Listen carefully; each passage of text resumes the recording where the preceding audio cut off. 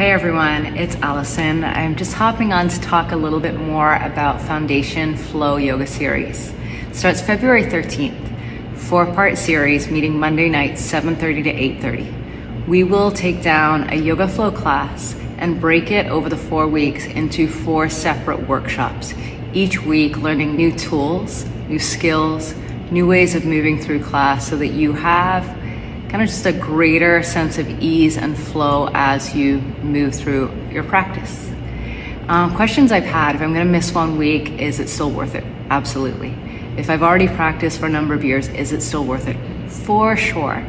Something about me, I've been teaching for over 14 years as a full-time yoga teacher. So in studios, at a minimum 10 classes a week. This is not something I really talk about or share a lot, but I do have a lot to share. Questions, please let me know.